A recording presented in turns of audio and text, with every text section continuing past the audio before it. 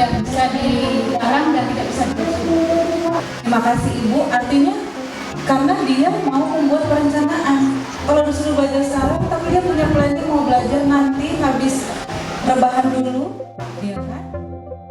Assalamualaikum pemirsa Siak Televisi. Pada masa pandemi COVID-19 hingga kini tentunya berdampak bagi masyarakat, terutama di dunia pendidikan. Tanoto Foundation yang memiliki program dalam meningkatkan pembelajaran di dunia pendidikan, memberikan pelatihan penerapan pendampingan anak belajar yang diikuti orang tua atau duta sahabat anak belajar. Kegiatan ini berlangsung pada Kamis 16 Juni 2022 di Kecamatan Siak dan Kecamatan Sungai Apit. Pelatihan penerapan pendampingan anak belajar yang merupakan program dari Yayasan Tanoto Foundation di Distrik Kabupaten Siak dengan melibatkan sekolah mitra se-Kabupaten Siak diikuti oleh orang tua siswa atau perwakilan duta sahabat anak belajar diawali di Kecamatan Siak bertempat di SMP Negeri 1 Siak. Rina Sinaga, pelatih spesialis MBS Manajemen berbasis Sekolah Tanoto Foundation, memberikan materi kepada Duta Sahabat Belajar Anak tentang kecerdasan majemuk dan gaya belajar anak sesuai karakteristik anak-anak. Oke, satu lagi dong dari Ibu, ya, yang paling konkret apa kejadian di rumah anak Ibu yang visual tadi? Mana tadi yang visual Ibu? Anaknya SD atau SMP? SMI ya. Kalau anak saya ini karakternya dia menang sendiri. Dia tidak bisa dilarang dan tidak bisa disuruh. Jadi ketika kita mau menyuruh dia belajar, kalau dia tak ada mood untuk belajar, dia tidak akan bakal mau mengerjakan. Tetapi begitu dia ada minat sendiri, dia menyelesaikan cara dia sendiri. Nah, disitulah kita bisa masuk bagaimana caranya kita mendampingi dia belajar. Apa yang dia kerjakan itu kita perhatikan. Kalau memang ada kesulitan, disitulah kita bisa mengarahkan. Terima kasih Ibu, artinya karena dia mau membuat perencanaan. Kalau disuruh belajar sekarang, tapi dia punya planning mau belajar nanti habis rebahan dulu, ya kan? Nah, tapi kalau sudah makin nanti dia ke MTS, dia harus sudah belajar mau perencanaan yang lebih disiplin dong ya. Nggak boleh rebahannya lebih banyak, ya kan? Tapi sekali lagi yang visual, kalau kan lagi bilang sepatunya jangan ditaruh di situ, jangan dibilang Bu. Nah, Ibu juga tahu sepatu Ibu di mana gitu ya, mulai dari TK misalnya digunakan karena dia visual. Ya, yuk kita ke yang kedua, tipe apa Ibu? Auditory atau mendengar. Sini yang saya tanyakan untuk yang visual tadi, anak saya itu kalau main dengan teman-temannya suka main seperti guru mengajar dia. Terus untuk baru-baru ini anak saya suka menggambar. Entah dia merasa terganggu waktu dari kecil mencoba intinya saya nggak mau anak saya mencoret ini, makanya saya larikan ke buku tadi itu. Terus yang kedua, dia orangnya nggak mau diam, ada gerakannya. Terus saya mungkin sedikit menekan, kalau tengah hari wajib itu jangan main. Nanti maghrib itu kan maghrib kita diajarkan untuk sholat mengaji. Itu kalau nggak mau mamahnya, ini secara kita ibu-ibu aja ya Bu ya, tetap juga main. Nah, jangan kayak gitu. Kalau maghrib tengah hari ataupun buka waktunya dia main istirahat, jangan main. Saya secara pribadi kurang suka Bu. Makanya saya terapkan seperti itu. Yang saya tanyakan di sini, apakah saya terlalu menekan atau sikap fisik saya itu nanti ke depannya menekan fisik anak ataupun pemikirannya atau gimana tuh menjadi negara atau gimana? Saya intinya gitu. Musikal, ya masuklah di situ ya, musikalitasnya tinggi juga, dia suka seni. Pasti kita sebagai orang tua memberikan buku gambar daripada kita beli cat, ya kan, mahal.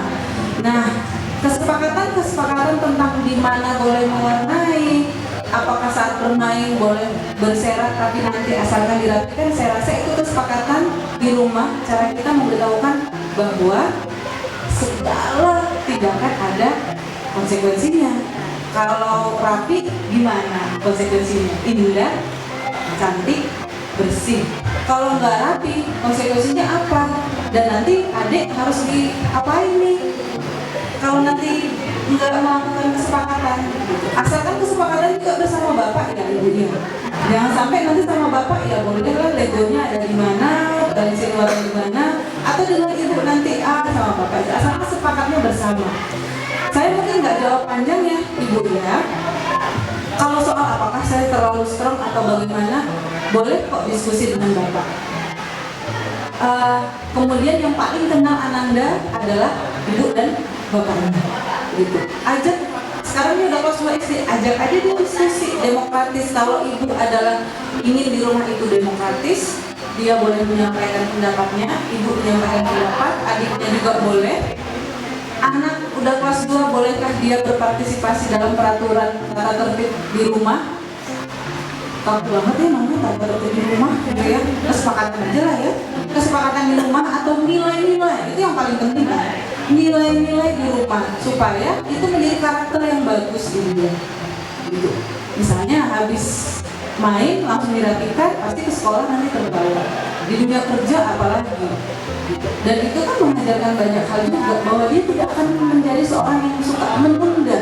Ntar dia mami, ntar itu ternyata setahun lagi gitu. Kan bahaya, kalau dia kos nanti perantau, ya itu rice cooker bisa berjamur kalau dia ntar gitu. Jadi soal apakah terlalu disiplin nanti mempengaruhi ininya, kalau ibu melakukannya berdasarkan, aduh pakai bahasa Batak lagi, saya cari translate-nya dulu ya. Gaya banget. Milestone, ada yang familiar dengan kata milestone? Tahapan. Nah, tahapan perkembangan anak kita kasihlah sesuai dengan tahapannya.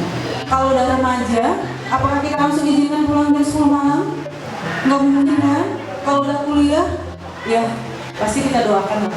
Apalagi kalau dia kuliahnya jauh. Nggak mungkin kita bisa ngecek dia pulang jam 10 malam atau enggak, sholat atau enggak, gitu ya.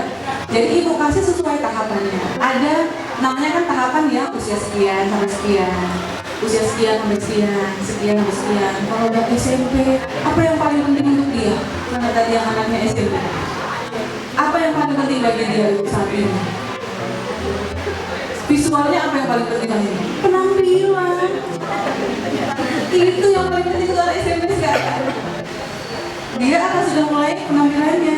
Kalau anak zaman sekarang mungkin dari kelas 5, 6 itu sekarang milestone-nya makin cepat. Ya, penampilan itu yang paling penting sama anak SMP. Dia wangi enggak? Jangan sampai kerudungnya warnanya itu aja. Yang cowok udah mulai pakai gel papinya. Tapi yang SD itu nggak mungkin.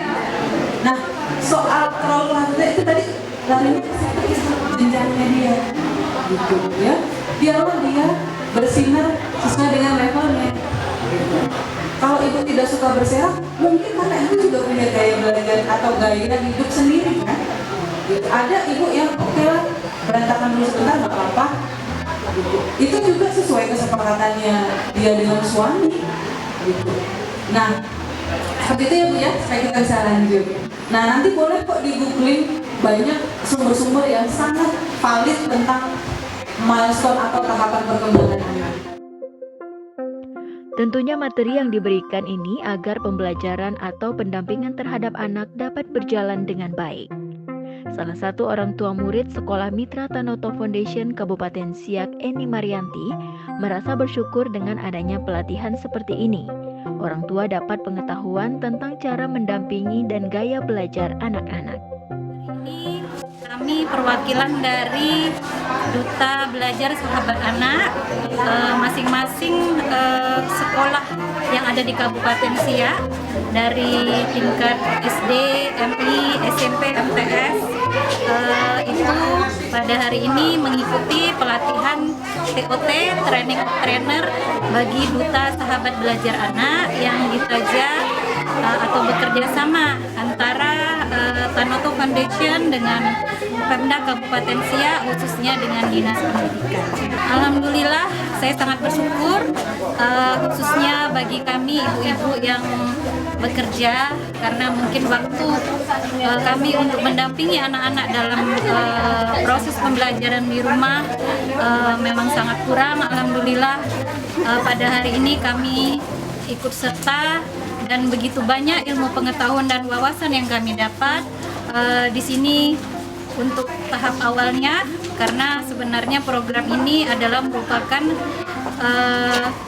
program pintar dari parent engagement dari Tanoto Foundation yang di tahun 2021 telah dilaksanakan. Ini kelanjutannya, mengingat masih kurangnya keterlibatan pendampingan orang tua dalam proses belajar mengajar, dan pada hari ini kami mendapatkan ilmu untuk di awal adalah tentang gaya belajar anak yang terdiri dari tiga gaya belajar anak. Salah satunya adalah tipe anak auditori, jadi ada 3, kemudian dihubungkan dengan kecenderungan kecerdasan anak. Nah, jadi di sini kami alhamdulillah insya Allah akan lebih terarah dalam mendampingi anak-anak kami, karena setelah mendapatkan pengetahuan pada hari ini, kami tahu seperti apa tipe baik gaya belajar maupun kecerdasan anak kami itu sendiri. Harapan kami tentunya kami sebagai orang tua akan dapat lebih optimal dan maksimal dalam mendampingi anak-anak kami belajar. Karena kita juga harus ingat, kita sebagai orang tua tidak boleh mengecap anak kita itu bodoh atau tidak pintar dan sebagainya, karena setiap anak itu mempunyai kelebihan masing-masing.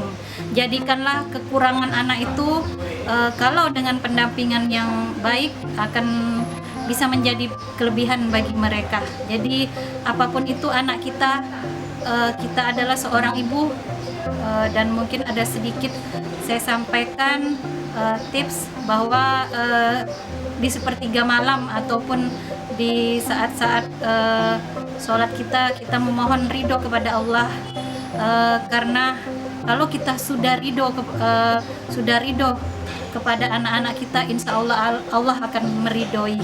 Jadi kita jangan khawatir kalau anak-anak kita mungkin dari segi akademisnya kurang, namun dia mempunyai kelebihan yang lain, karena setiap makhluk itu diciptakan oleh Allah Subhanahu wa Ta'ala, dia mempunyai suatu kelebihan. Ibu ini jago banget ngamar loh. Oh, pantas. Di Kecamatan Sungai Apit, hal yang sama materi juga diberikan kepada orang tua atau duta sahabat belajar dari Sekolah Mitra Tanoto Foundation di Kabupaten Siak. Rina Sinaga, pelatih spesialis MBS Manajemen berbasis Sekolah Tanoto Foundation, berinteraksi dan sharing bersama Duta Sahabat Belajar Anak Kecamatan Sungai Apit yang berlangsung di SD Muhammadiyah Sungai Apit. Cepat aja lah, coba binatang film cepat aja. Culia itu Pancasila. Tunggu dengar, Pancasila. Satu. Coba di sini. Pancasila satu. Dan ketuhanan yang Maha Esa. Ketuhanan yang Maha Esa. 2. Tunggu. Ketuhanan yang Maha Esa. yang Maha Maha Esa. Coba pada gimana dong? Untuk baca cerita. Coba jawab. Pancasila satu, ketuhanan yang Maha Esa. Pancasila satu. Ketuhanan yang Maha Esa. Coba buat mana no? Nyonyong PPK kamu bisa sapu no? Kita yang mau bermain apa ya? Tanya sosial mati kita. Ada belajar online. Oke, konteksnya di sekolah, walaupun pelatihan ini adalah kita ingin saling berbagi dan belajar cara mendampingi anak yang cerdas dan berbeda-beda itu, unik dan spesial itu, ya, kita ingin mendampingi mereka konteksnya di rumah. Nah, Assalamualaikum warahmatullahi wabarakatuh. Saya dari SD Kesempatan Batil. Menurut saya setiap anak itu dalam belajar, sebab kita sebagai orang tua untuk mendampingi anak belajar di rumah, seharusnya kita memberi kesempatan kepada anak. Di sini orang tuanya terlalu memaksakan kehendaknya kepada si anak, sehingga si anak merasa tertekan. biar bagaimanapun kalau anak merasa tertekan, dia tidak akan bisa merasa apa yang akan kita sampaikan kepada anak itu. Oh ya, ada banyak gaya pendampingan orang tua, tidak harus 1, tidak harus 2, bahkan tidak harus 3, seperti yang mau kita diskusikan hari ini. Nah, kalau misalnya gaya belajarnya anak yang pertama dan yang kedua ini adalah auditori, ada yang sudah baca modulnya kan ya, audio atau suka mendengar, ciri-cirinya apa Bapak Ibu? Suka yang tenang, ya kan, suka yang tenang, dan dia ingin dia yang banyak berbicara, dia didengarkan. Nah, itu yang mau kita diskusikan hari ini Bapak Ibu tentang gaya belajar, ya. Oke, gaya belajar ada 3, benar Bapak Ibu? Benar ya? Itu yang mau kita diskusikan. Tapi yang mempelopori gaya belajar sekarang ada banyak. Dulu tahun 60-an memang ada 3 aja katanya. Terus yang lain bilang enggak, 2. Gaya belajar memahami abstrak, sesuatu yang abstrak dan konkret, ya kan? Oh enggak, ada 3. Visual, apa yang dia lihat, yang dia pahami, yang dia baca, yang dia tulis, yang dia warnai, ya, yang dia garisi. Nah, kalau dia melakukan itu, dia cepat memahami, ya. Lalu dia bilang yang kedua adalah auditori, audio, mendengar ya Ibu ya. Apa ciri-cirinya yang tadi Bapak Ibu? Iya, dia suka membaca dengan keras. Mungkin dia sambil komat kamit waktu membaca, tapi dia mau suasana yang tenang. Kalau bisa, kalau Ananda Putri kamarnya warna pink, gitu, ya. Terus jangan diganggu dulu. Terus dia pengen dia yang bercerita, karena dia auditori. Gitu. Jadi kalau Bapak Ibu punya anak 2, dua-duanya auditori, ngeri-ngeri sedap itu loh. Karena yang satu mau cerita, mau didengar, yang satu juga mau cerita dan mau didengar. Artinya mereka perlu sepakat berarti. Siapa yang cerita duluan sampai menit berapa? Mungkin ya. Dan yang ketiga, nanti kita lihat ciri-cirinya lebih banyak. Yang ketiga, kinestetik, benar Bapak Ibu? Kinestetik, apa ciri-cirinya Bapak Ibu? Atau body kinestetik? Bergerak, betul. Ya, bergerak.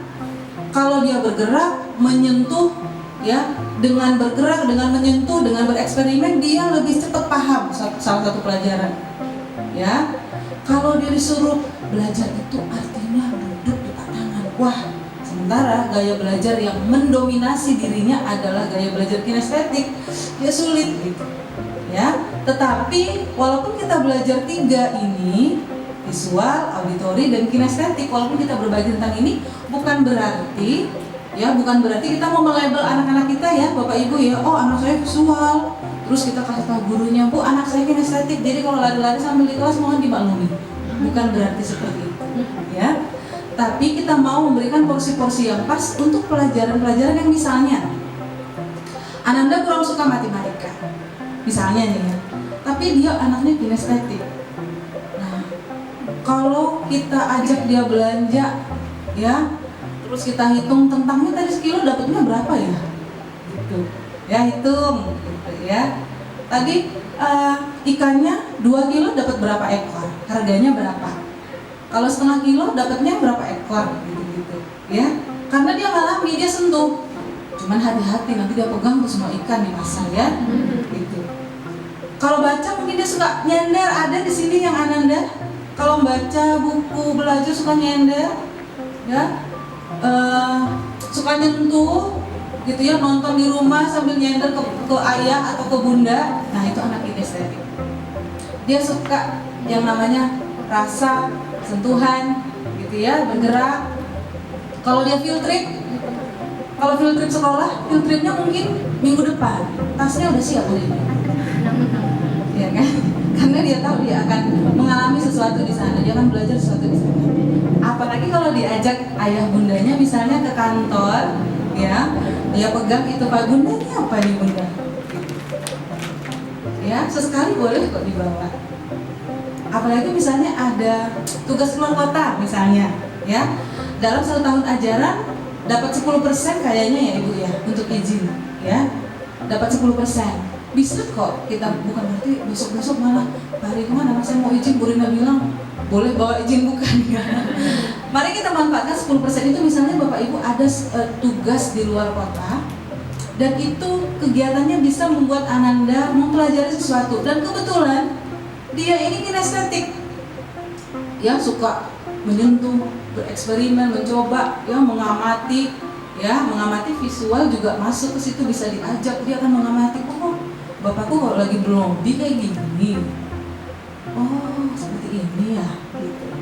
Oh ibuku kalau lagi ngurusin file-filenya itu begini, kalau ketemu dengan orang lain begini, ya. Ada bapak ibu yang dokter, pedagang, atau berjualan, ibu rumah tangga? Enggak. Boleh tahu kalau ada yang guru udah ya, guru juga boleh diajak tapi ikut SOP-nya dong, SOP tempat kerja kita. Kalau bapak rata-rata apa? Pegawai negeri, pegawai swasta? Iya, ada guru. Oh guru, oke, sip. Saya juga mantan guru. Diajak ke ladang, saya dulu suka sekali kalau diajak ke ladang opung. Iya, saya bisa nangkap belalang gitu ya. Saya lihat padi, oh kalau udah 3 bulan panjangnya segini. Anak kinestetik itu suka sekali. Nah, ini hal-hal yang sangat tidak asing buat ibu dan bapak kan. Ada orang tua yang mengizinkan anaknya melakukan eksperimen, bergerak. Tapi hati-hati, jika kita ingin bertamu, kita bikin kesepakatan dulu dengan dia. Tahu-tahu guci tetangga dia pegang-pegang karena dia mau amati kan. Tahu-tahu tanaman tetangga dia cek, ini kenapa begini, kok disiram tiap hari kok nggak berbunga misalnya gitu ya kan, ketika bertamu. Jadi bikin kesepakatan dengan dia. Tantangan ini anak kinestetik, untuk guru juga yang kecenderungannya kinestetik tantangan karena temennya suka yang tenang, auditori, yang di dekat bangkunya anak auditori misalnya yang mendominasi, dia kinestetik, suka nyender, suka gitu ya, yang auditori apaan sih gitu kan. Nah itu tantangan di kelas. Akhirnya bapak ibu guru juga bikin kesepakatan nih di kelas. Ini loh supaya kita bisa tahun ajaran kita ini berjalan lancar. Nah yuk kita bikin peraturan di kelas. Kita bikin juga peraturan konsekuensinya gitu ya. Yang visual, saya yakin bapak ibu membelikan pensil warna dan buku mewarnai, bener ya, daripada beli cat karena dia mewarnai di dinding. Iya, belikan krayon, ya kan? Yang auditori, kalau dia lagi belajar, ya tinggalkan aja. Kapan dia siap untuk diajak ngobrol, dia akan datang sendiri dan cerita sendiri, ya kan? Yang auditori kalau lagi makan di luar, mungkin ajak dia ngobrol, ya. Biarkan dia bercerita daripada dia dengan handphonenya, kita dengan handphone kita. Karena anak auditori ingin sekali ngobrol. Hebat banget dia kalau bercerita, berdongeng, ya, menceritakan imajinasinya. Anak auditori seperti itu. Adanya kegiatan pelatihan ini diharapkan orang tua dapat menularkan kepada orang tua lainnya. Tanoto Foundation sangat mendukung penyetaraan dalam pendidikan. Sejak lama Tanoto Foundation telah melakukan pelatihan untuk meningkatkan pembelajaran melalui pelatihan terhadap guru dan juga peningkatan dalam manajemen sekolah melalui pelatihan terhadap kepala sekolah. Sejak adanya pandemi, Tanoto Foundation meyakini bahwa peran orang tua sangat penting dalam mendampingi anak belajar. Sehingga sejak tahun 2021, program Tanoto Foundation melalui program Pintar melakukan pendampingan terhadap orang tua dengan cara membentuk duta orang tua dari sekolah mitra. Duta orang tua meneruskan berbagai materi terkait pola asuh dan pendampingan belajar terhadap anak di rumah. Tahun 2022, duta orang tua dilatih tentang berbagai topik pendampingan. Salah satunya adalah kecerdasan majemuk dan gaya belajar anak. Harapannya, orang tua semakin mengenal anak dengan gaya belajar yang berbeda dan memahami bahwa semua anak cerdas dan bisa membantu anak bagaimana supaya mencapai potensinya secara maksimal sesuai kecerdasannya. Harapannya juga, duta orang tua akan berbagi kepada orang tua lainnya di sekolahnya melalui paguyuban agar sebanyak mungkin orang tua semakin mahir, semakin terampil dalam mendampingi anak belajar. Pemirsa, Demikian Bingkai Negeri kali ini tentang pelatihan penerapan pendampingan anak belajar dari Tanoto Foundation. Semoga tayangan ini dapat bermanfaat untuk Anda.